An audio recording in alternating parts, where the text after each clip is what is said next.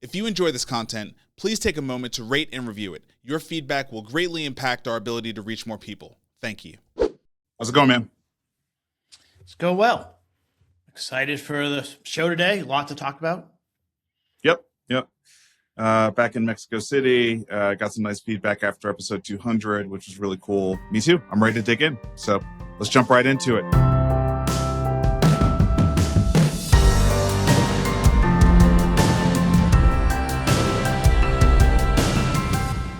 Very first story, Trump's tariffs. What Trump's latest tariffs mean for the American economy. I have to admit, I am both slightly confused and also feeling like I'm getting the gist of things even more than ever before. What did the Supreme Court say about the tariffs the first time around? The Supreme Court said that the first version, whatever the statute was that Trump used, was not allowed, and the administration found a new pathway, basically, which to me is not surprising. Yep. The U.S. president has lots of levers to pull, and so the one he's using now has, I think, more restrictions and it's harder to execute, but it ends up in the same place, basically. So he's found a different basis upon which to execute this new round of tariffs. Section 301 of the Trade Act of 1974, which was used during the first term, and so back to something that's more legally durable. I'm curious as to your thoughts as to whether or not this is currently politically positive heading into the midterms. I don't think it's positive heading into the midterms. No, I mean, I think Trump is interested in using tariffs to kind of reshape how America interacts with our trading partners that, in his view, would have a benefit long term, but it's short term, definitely not positive, in my opinion. Yeah. I really did not expect for the tariffs to return so swiftly. I have to say, I didn't expect it, but I have been for some time now just wondering when we're going to have a real shoe drop around the fact that largely our GDP really is not growing at a rate that covers our debt service, and it feels to me that the fact that he has gone back to the tariffs, even though I don't believe it is positive for the midterms, and I think we're close enough now to the midterms where you would expect him to be doing anything he could to be positive for the midterms, given the latest poly-market odds. It seems that we're getting some real clarity that the United States of America is in a very serious situation from a fiscal perspective. And I say this as a continuation of last week's conversation around what are these hospitals going to do. It's very clear that the government does not intend to continue the spending into the healthcare system as it has before. And I think pairing that along with these tariffs to me says, okay, yes, entitlements is a huge contributor to the current situation we're in fiscally, right? And tariffs will generate net new top line revenue. And these things just tell me this is a president acting from a CEO posture in a wartime stature, and I don't mean wartime like Iran or Ukraine. I mean wartime like your P&L is very upside down, and you just have to do what you have to do to get it to start to turn the corner on it. And I think we may see more things like this that are going to be very politically unpopular, but probably the cohort of Besant and Warsh and Trump are saying necessary. It's just going to be necessary because, when do we ever see the story about our deficit or about our national debt or about the fact that our GDP growth is not sufficient to cover our debt service? Do we ever see that story anywhere? Not in the Wall Street Journal. I mean, in crypto, you see it a lot. Right. In X you see it, and I mean, but not in mainstream. No. Yeah, and to me, I think that's what's going on here, right? I think it's the reason why this is just going to be emotional for people is our media has no interest in covering, and maybe it's important because maybe that would just sort of show the hand of America, right? If you just covered the fact that that we're upside down, you know what I mean? That we're upside down, and the debt is only going to go up and to the right until we stop being upside down. But it's an entitlements versus revenue issue, right? Yeah, I agree with that. I don't know. I wouldn't say that's the whole story, but I think that's a significant part of the story. I think the other part that I believe I see is that after World War II, the Europe was devastated. Japan was devastated. China was much, much smaller. And so the U.S. was really the last economy that was very strong. And for 50 years, we had this concept that we need to strengthen the global economy, and that will result in the U.S. doing better. And I think Trump has changed that. And these tariffs are a symbol of that. I think the pressure being applied on healthcare. I mean, Emily spoke at a thing this week, and she rattled off the money being taken out of the system. Mm-hmm. And when you list it on, I mean, so Medicaid work requirements, 340B being changed and disallowed, supplemental payments. We're going to cover later the prescription benefit subsidies. The U.S. federal government, really with only the executive branch acting, not with Congress, because they're not able to do anything. They are removing significant blocks of money from the healthcare system. Right. And yes, that will maybe benefit our debt. But then the tariffs, and then I think also the sovereign wealth fund, or however you want to frame it, we took a position in Intel where we're starting to as a country take ownership positions, and really it's sort of the U.S. focus and almost against the rest of the world, or not worrying about the rest of the world. The Trump administration is trying to, now whether he does it go to bad, I think the goal is to benefit the United States and change the playing field. We're now the U.S. is going to exert its power for its own benefit, not for the benefit of the entire globe. And whether that's right or not, I think that's the trend line. Yeah. The debt probably is a piece of that, but I don't think it's the only piece. Yeah, fair. So continuing with that, and the tariffs, I think are, the tariffs plus the war are signals that we are clearly in a fiscal dominance era. How things are going to work in our economy is largely captured in the executive branch. You might say the legislative branch, but they don't have any power right now. So it's all really in the White House. If they could get their act together, they could be powerful. But but they can't.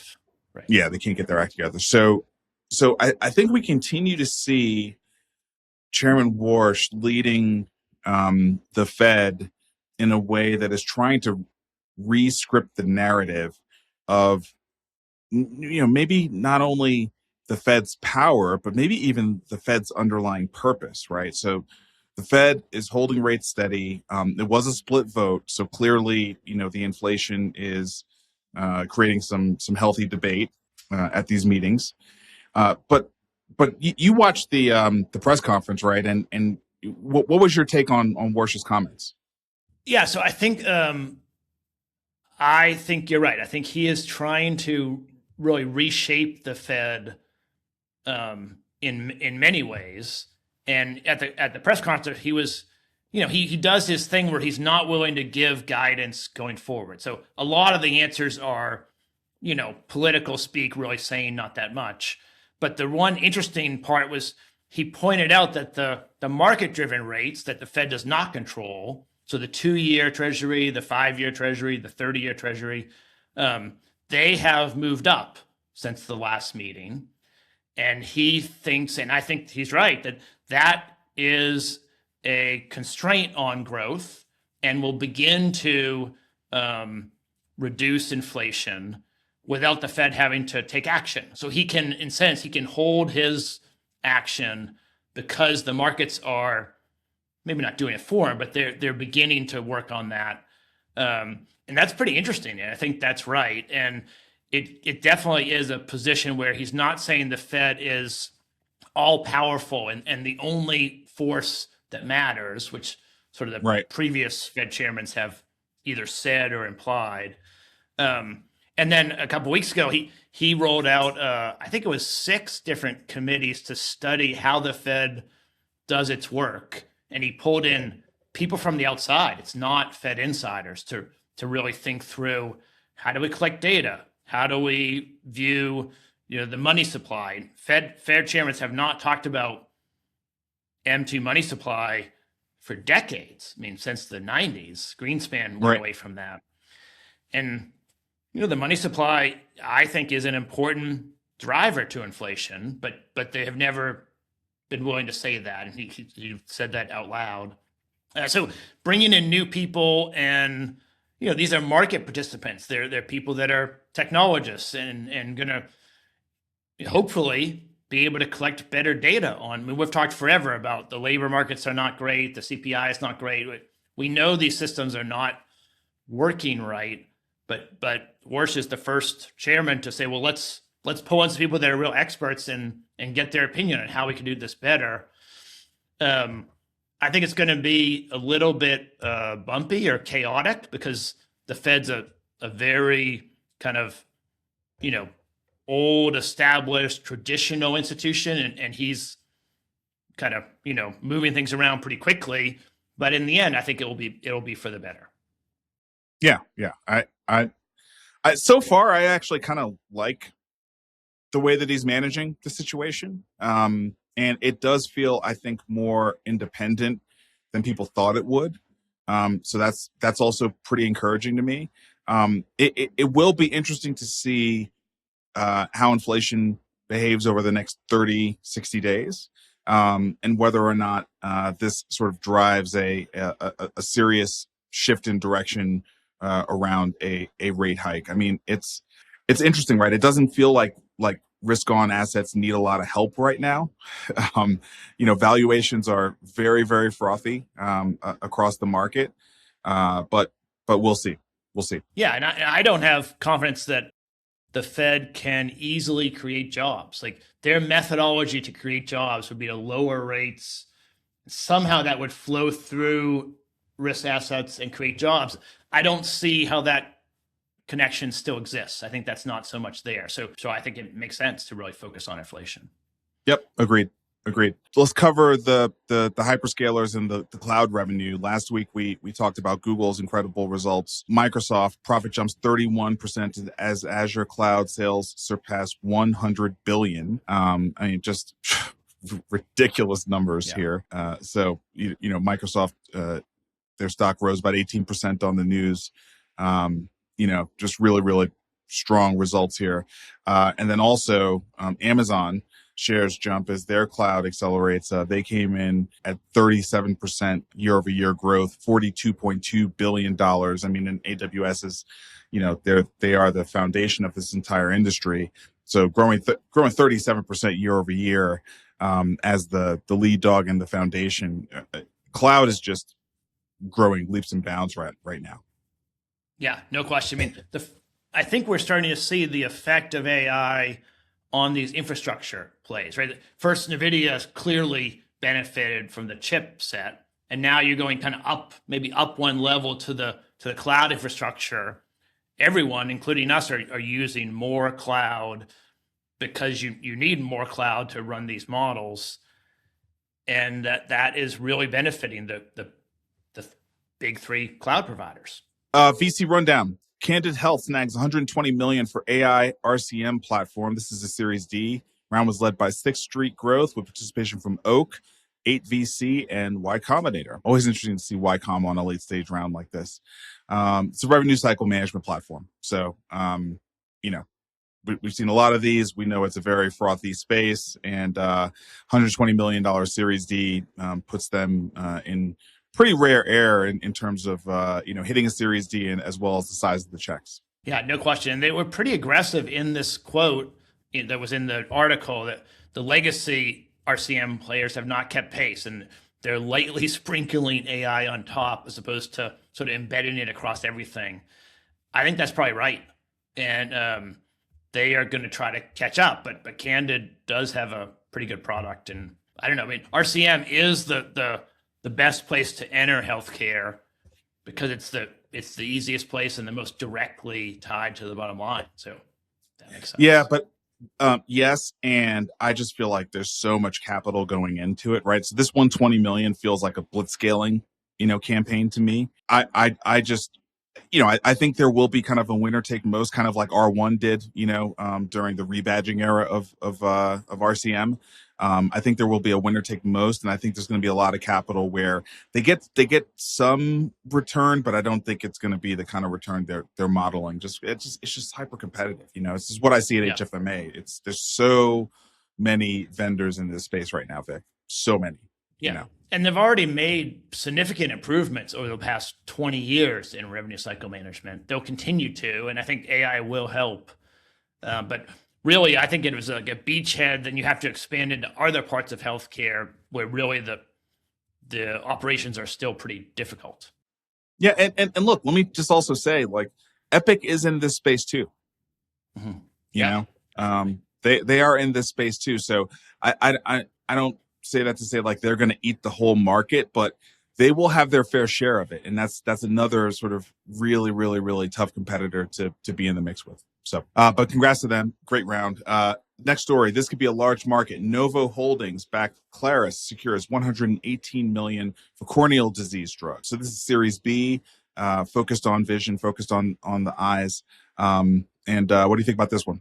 Yeah, this is an interesting one. It's a I had not heard of it before this story, first of all, to be clear, but it's a drug that didn't succeed at its first indication. And then they found in the trials that a few of the participants that had really diminished eyesight, where they really can't see that well, got improvements in their eyesight. So they can see. It's called limbal stem cell deficiency, LSCD. So they now have pivoted and they're focusing on that. There's 30,000 patients in the United States that really, they're legally blind, they can't see, and there's no treatment for it today. So a lot of promise. It's exciting. I don't know, what the odds are. Typically, you pick the best indication first, and they kind of found this by chance. But it could be great if it really works. Yep, agreed. And then I think the most fun story, and one that I'd heard about, and it's great to see them actually getting a nice slug of funding here. Smart toilet sensor Throne Science has raised $10 million in funding. It's a Series A, so congrats to them. The round was led by Will Ventures, participation from Emerson Collective, Moxie, Felix Capital, Cosmic Venture Partners, and Offscript. Emerson Collective, a really strong group. We've co-invested with them before. So this is a platform, Vic, that would be in the lovable diagnostic segment, where basically it's very, very easy, if not effortless, to continue to get some measurements around particular vitals or disease states. And this is an AI powered toilet camera. And it's, if you think about like smart scales, where they can tell who is stepping on them in the house, and then they can tell the difference if it's an actual member of the house or it's a guest. This kind of has all those same basics that you would get in a smart scale, but it's got a camera that is basically analyzing stool and checking for changes and checking for particular issues. And so it's not going to properly diagnose colon cancer, but it can sort of be an indicator that you wouldn't normally have, that can be tracking your colon as well as your gut health. So I think this is super cool, and I'm happy to see them get this funding. Yeah, I agree. I love these products that do not rely on the patient to change their behavior and yet meet the patient where they are, and then use technology, use really really innovative, creative ways to structure the cameras and the product in order to solve a problem that, the patient doesn't have to think about anymore. They put it in once and then it's just always there. And then maybe 5 years later, they get a warning, go see your doctor. You should check this out. That's great. Colorectal cancer is one of the biggest, it might be the biggest killer. And if you catch it early, it's much, much more treatable. So I think it's really good. Agree. So congrats to them. I'm excited to see this advance, and also excited to see what the results are once it actually gets into major distribution. Moving into policy, so the FTC has sued Hims and Hers for sharing private health info with Meta and Snap. This is not terribly surprising to me, but the FTC filed a lawsuit against Hims and Hers on Wednesday, alleging that they disclosed sensitive health information with third parties, for targeting purposes. And it, I don't know if you've had this kind of thing, Vic, where you all of a sudden, like, you'll look on your phone and it's like sending you a bunch of stuff about kidney health or a particular kind of supplement or whatever, and it's like, did you hear a conversation I had? Like, how all of a sudden am I getting targeted with this information? I don't know. To me, it's not that surprising, but it's great to see the FTC taking an action on it, because it's absolutely abhorrent behavior, and this kind of data sharing with private health information should never be allowed. Yeah, definitely. And Hims and Hers kind of got the FTC's attention because customers were really unhappy for being charged and not really being given the telehealth visits. And so they were kind of aggressively growing their business and maybe not taking care of patients as well. That's how FTC got involved. And then they found this thing they could really could pursue. I agree. If they are using health data to target ads on Meta, I don't think that's allowed. You can't do that. So no. I've done 3 tests with various phones with friends and with my sons. If you talk about a topic, Meta and Instagram will serve you ads within an hour. Like, it's a fun test to do. You can make up some very bizarre thing and start talking about it, and all of a sudden you start getting ads for that. We know they do that, but that's from the patient itself, or the user itself, getting your physician to then target you for more is not appropriate. Yeah, no, it's listen. I mean, this is one company that I just and by the way, I don't mean Hims and Hers. I mean Meta. That they're just so data hungry and are constantly, I think, in some level of violation of our rights to privacy and our rights to data sovereignty. And so, good for the FTC on this one. Big story this week: Trump administration to end Medicare drug plan subsidy. I mean, more bad news for the general public, for mid to lower income families that really are stretching their budgets very tightly and depending on the benefits as they understand them.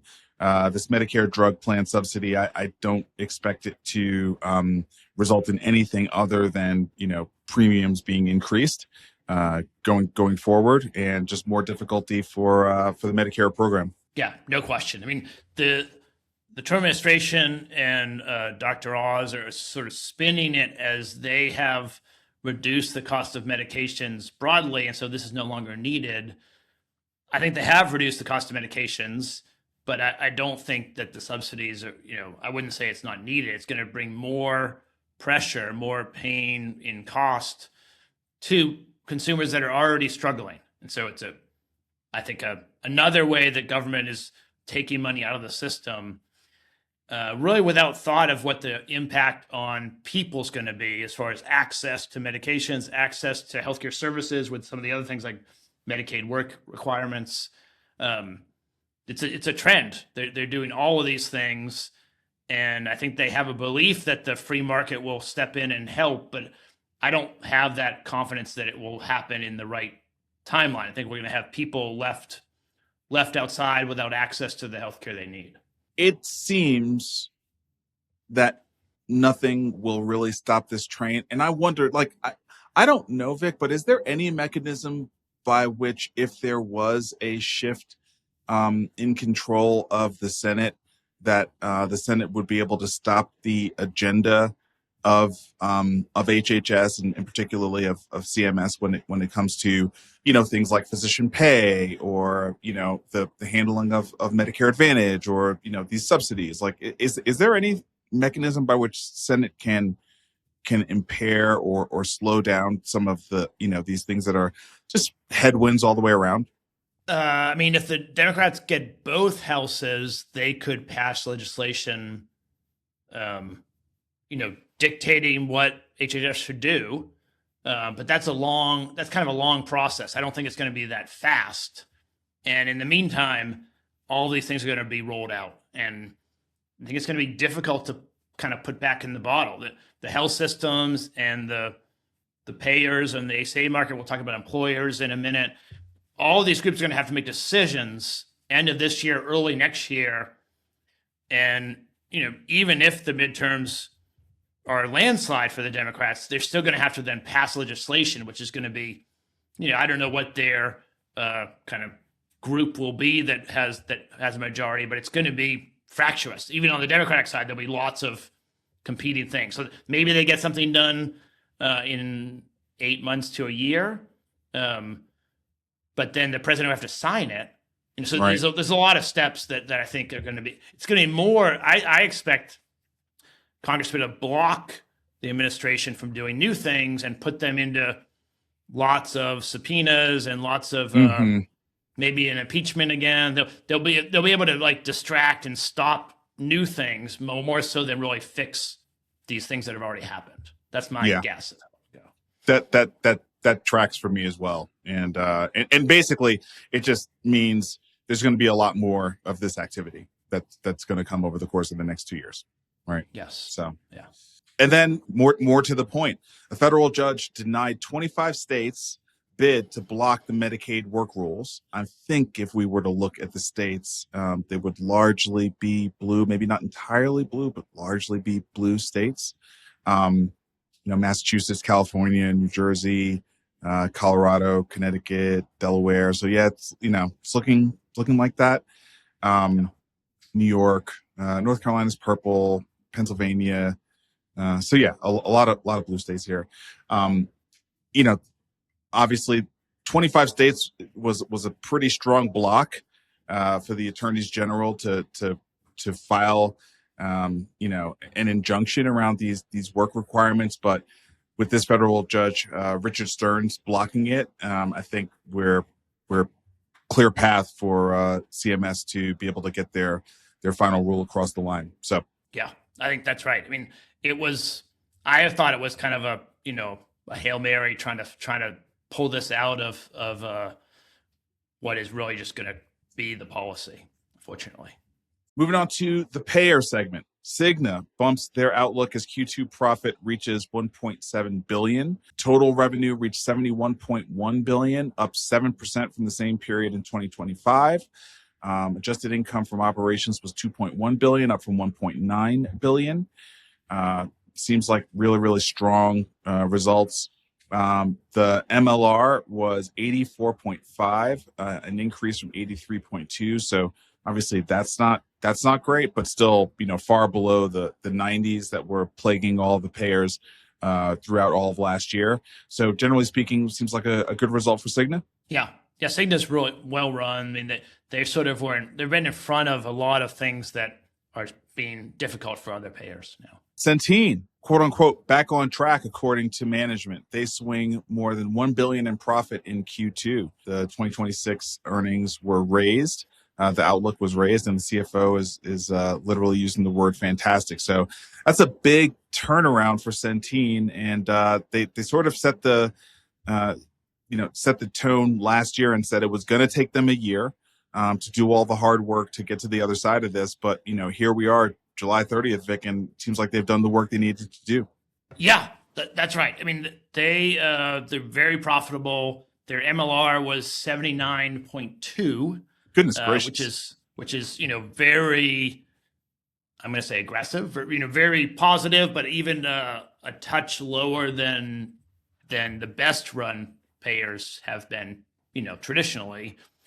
And then the ACA membership fell by 2.4 million people. So, so they now have 3.5. So, 40% of their book disappeared. And they say directly, those people that are still there are significantly more profitable. So they, I think, are doing a really good job sort of selecting where to pull away from ACA, where to maybe shape their book with price signals and different benefit structure. I don't have the details of that, but it seems like that's what they're doing. And, for this quarter, really beneficial. Now, long term, whether they can keep that up, I don't know, but it seems pretty strong. Again, I think a lot of people that had ACA coverage now maybe have opted not to have it, or they're at another platform. But Centene itself seems to be doing well, at least this year. It's going to be a lot of uninsured people next year, Vic. Humana maintains adjusted earnings outlook, but underwhelms their investors. Their second quarter results broadly beat Wall Street expectations, however. Shares were trading 6.1% lower. Despite the loss, the stock is up 38% year to date. So, overall still trending generally in the right direction. But, why do you think, Wall Street beat them up on this one? I just think relative to other payers, so they're making incremental improvements, or they're making improvements, but United beat pretty handily. Cigna, we just covered Cigna and Centene. Their MLR was 91.2, so not very good. But they are making progress. It just didn't, they beat their own estimates, but not what the street thought when compared to other payers, I think. Also on the Humana front, they are exiting more Medicare Advantage plans in 2027. So just like Centene, laser focused on reaching their margin targets, going to sacrifice some plans with lower returns next year to do so. So they're going to exit 3 states and 194 counties before the end of this year. And then for next year will be the first time when we're going to have a lot more variety in what the plans cover. Remember with Obamacare, when it first came out, they were very limited to, I think it was like gold, silver, bronze, and then maybe you could have 2 others.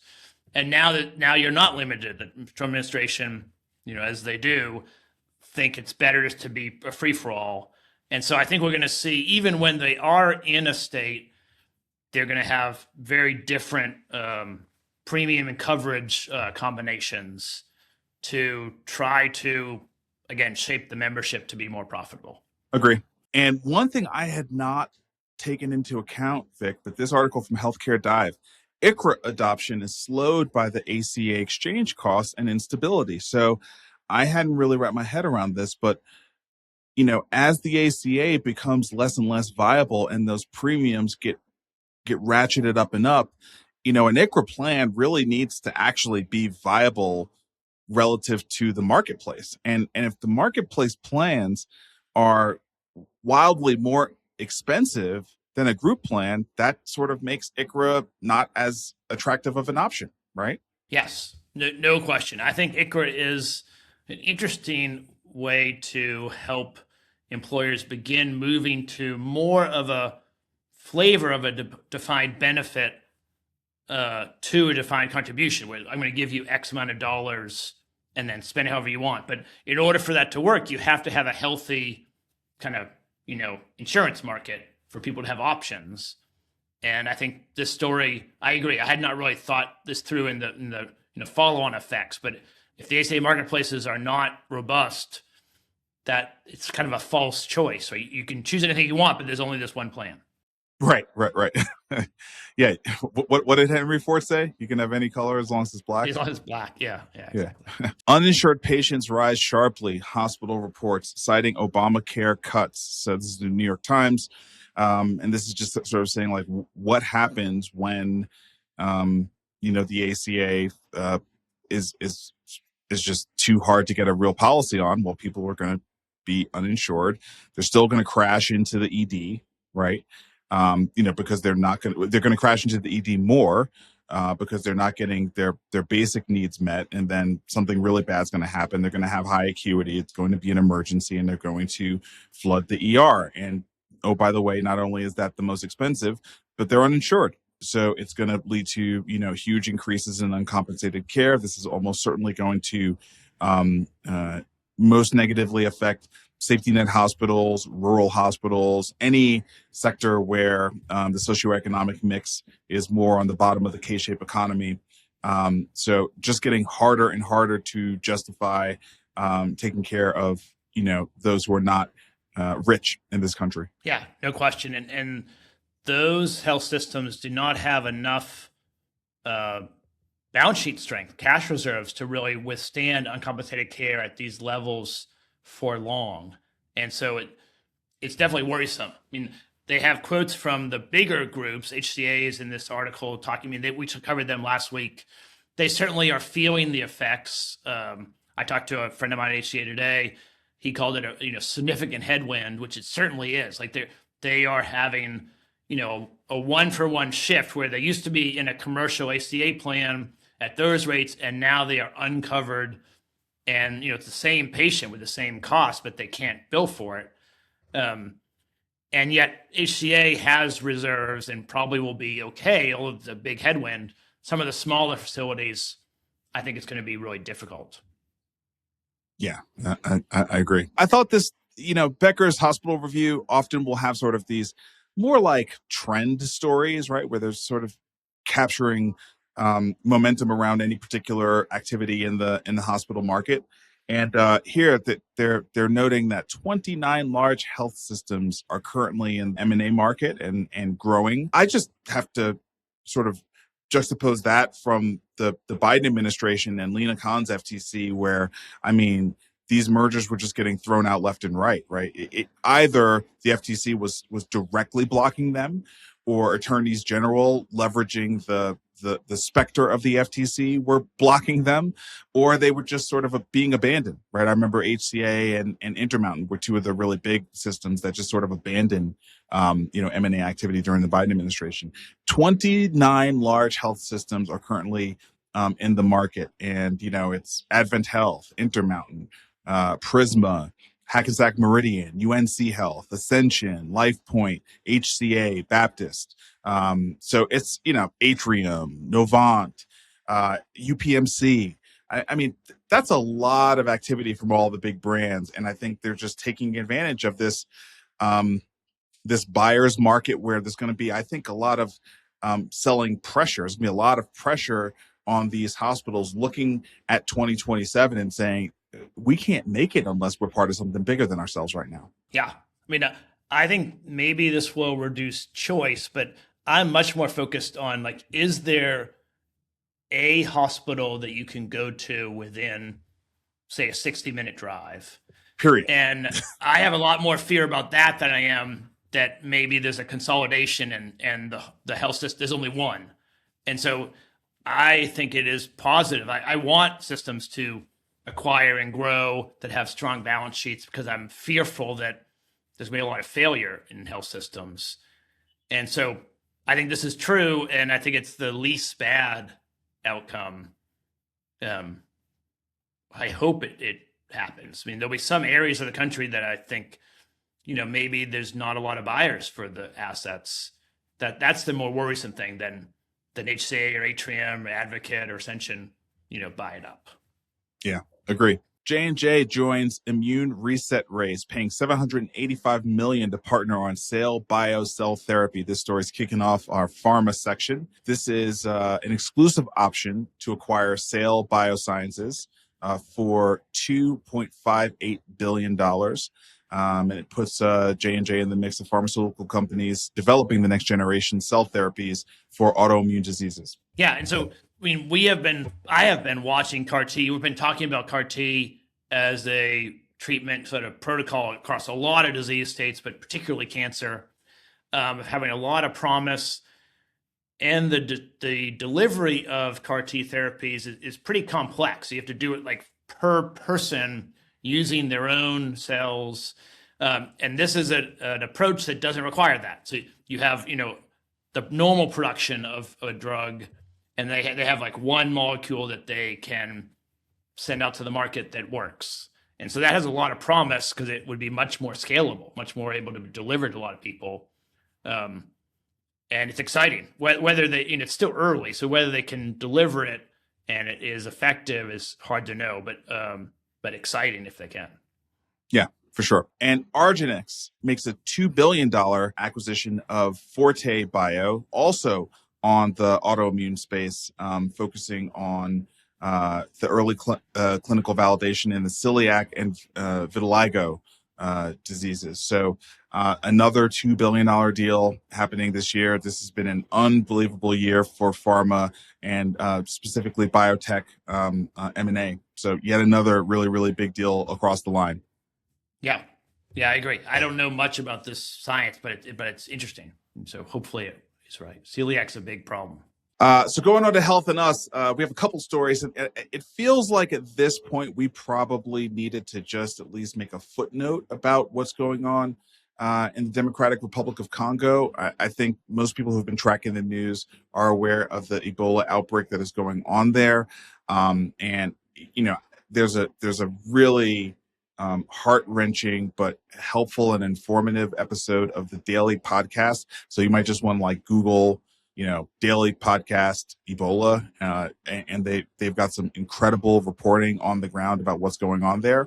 But at this point, the Ebola virus in the Democratic Republic of Congo has killed more than 1,500 people in just 2 months, and it is causing deaths faster than officials have ever recorded. This is already the second worst outbreak, and it's well on its path to becoming the worst. And it doesn't seem that there's any real degree of control that the healthcare ecosystem there has on it at the moment. So if you listen to the podcast, you will realize how many cultural and just resource headwinds they're dealing with there. It's really, really heartbreaking.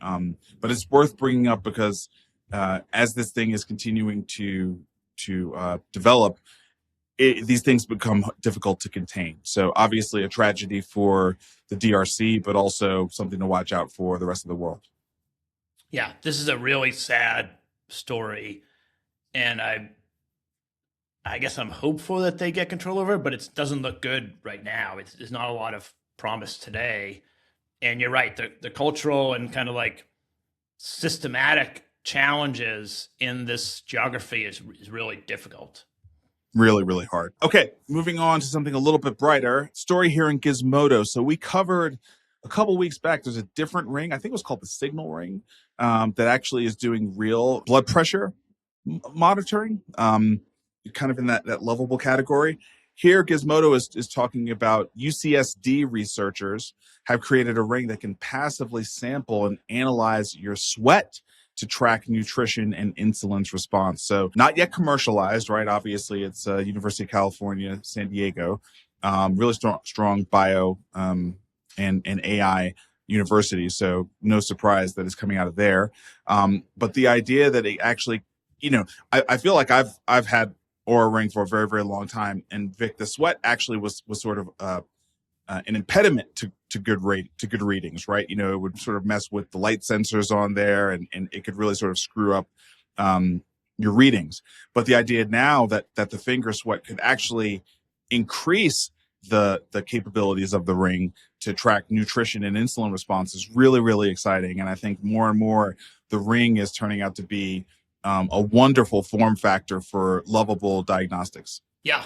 I mean, no question. So they published it in Nature, so it's a significant publication. The way they did the trial is they had participants wear a continuous glucose monitor, which is well established, and then also the ring, and it matched it pretty well. And so they need more testing. They may commercialize it, but it's pretty promising. So I'm hoping this kind of moves from the university into commercialization in the next year because. And also, I'm excited about some other ring competitors coming out on the market. I mean, I like Oura, but the Signal ring has me really excited with the blood pressure monitoring. So, okay, moving on to Web3 crypto. BNY targets $8.6 trillion transfer agency market on blockchain rails. The world's largest custodian will keep its existing system while adding a digital ownership record for tokenized funds. I was talking to some real leaders in the industry this week, Vic, in the banking space. You and I both know, and they were pointing to this, and they were saying that they thought BNY had a really strong, foothold here, and that this could position them very, very well, especially as it pertains to other banks and getting in the digital currency and stablecoin game. So I think this, every week we're just going to see this drumbeat. More and more of blockchain being made into the first class transfer system for traditional finance. Yeah, no question. BNY is one of the most established old school banks, and they're using crypto to make their infrastructure less expensive, faster, more reliable, which is brilliant. And it's great to see, a bank like BNY sort of adopting it. I mean, I've said this several times. It just means that everyone is adopting it, basically. That's right. Keeping on that theme, also from CoinDesk here, institutional crypto trading hits a record 72% as Wall Street calms crypto's wild swings. So this is a report from market maker Wintermute that found that institutions now dominate crypto trading, driving lower volatility, selective altcoin outflows, and growth in tokenized assets. So, I mean, I think between Saylor and the impact that strategy has had in the Bitcoin world, and then, everything we're seeing in terms of blockchains being used for 24/7 trading, the tokenization, the advance of the Clarity Act. It's just, we're just moving into a world where TradFi is going to run on blockchains and securities are going to be tokenized. I mean, it's about time, I think, that we think about from a podcast perspective, like how we evolve the way we're covering this, because I think once clarity gets across the line, the way that we've been covering is almost no longer valid. And I think we need to start to analyze how it gets integrated into our worlds. How does this get integrated into the private market? How do payment rails start to make their way into healthcare? I think we're going to have to start to look for more pointed, stories, because the case we've been trying to make for, I don't know, a year and a half now, I think the point's been made. Yeah, I think that's right. It's crypto is already here. TradFi and DeFi are the same thing. And the institutional investors flooding into crypto assets is good all around. It compresses bid-ask spreads, it compresses volatility, it makes everything less expensive. It also makes it harder for little guys like me to make outsized gains. But that is natural. That's sort of the normal process of an asset class getting institutionalized, and that's a positive sign. And I agree, we need to rethink, because these stories of like crypto is coming are no longer that interesting because crypto's here. Yeah, exactly. So we'll think about how to refine our search on this topic, because I just think there's not much more to talk about in terms of making the point that crypto is fully a first-class citizen in the finance world. But this is a fun story. MoonPay, which is, if you've ever use any of these more eccentric wallets, MoonPay is often what you use to buy crypto, exchange your USD for Bitcoin, Ethereum, and things like that. They have a new product called Paybox, and they're putting a crypto wallet inside of Claude and ChatGPT, now letting the AI, move money autonomously, while you quote unquote stay in control. Now, I'm always leery of people promising that an LLM won't actually just go off and do whatever it wants to do. But this is a way to actually get a wallet some serious distribution, leveraging Claude and ChatGPT's omnipresence. Yeah, no question. I mean, there's a lot of solutions that could be used. I think this is a distribution play, like you say, getting MoonPay integrated into the two biggest AI platforms is a huge distribution advantage that really could make a big difference for them. Conversely, coming from Jack Dorsey's block, they have launched Buzz, an open source workspace where AI agents sign their own work. So I've actually played with this. I played with it this weekend. And Buzz, the interface is so much like Slack, Vic. This is quite the masterpiece in an open source software release, I have to say. The interface is really intuitive. It just works. You know, you download it, you go through the little wizard to get everything set up, and it just works. And it's very easy to set up agents, you know, to build very specific agents. And it comes out of the box with a team of like 4, one of which is basically the coordinator agent who you regularly talk to. And then, you know, some other agents that do research, one does writing, you know, and then you can create more. So I created like a software development team. You can even like work with the existing agents to help you create new agents. I mean, it's super slick. Like I said, it works just like you would expect Slack to work. And then you can also add other humans in. And so it can be this place where humans are collaborating and the humans are all collaborating with the different agents. And it's truly a remarkable release from Block. But what's really cool is that the AI actions are actually signed on the Nostr network, which is Bitcoin's social network. And that's also really, really cool. And Block as a company, they used to be called Square. They changed their name to Block, giving an homage to the blockchain of Bitcoin.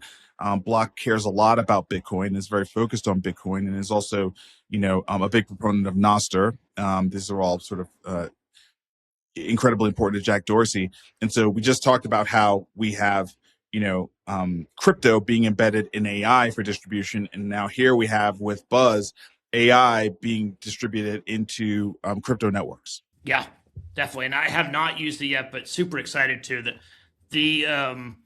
the opportunity to have AI entities, agents, LLMs, whatever, however you configure them, having their own keys, their own identity within Buzz. So like, it's not me sort of having my AI submit something into Slack, and you can't tell if it's me or it's me using Claude. I think it's really important that it distinguishes that. So I can be in there and I can have 3, 4, 10, 20 agents, but they all have their own identity, their own keys. And so there's an audit trail. You can track who's doing what, which is really important as you bring this scale and bring in, you know, more important, more sensitive, more enterprise kind of reliant technologies, use cases. You need that sort of audit trail. And Jack Dorsey is sort of always understanding where the market's going. And I think he sort of got in front of this, and, you know, he's happy to, you know, poke Salesforce and Slack in the eye as well at the same time. Yeah, that's exactly right. So really, really cool release. And you know, quite frankly, just making me take a harder look back at Goose, you know, which was the open source harness that they released a long time ago, especially as, you know, we're all starting to really question Anthropic. I mean, you know, I think, you know, they have these great models, but given everything that's going on, it's a weird time for them. Shifting directly into the AI rundown. First story here is from Axios.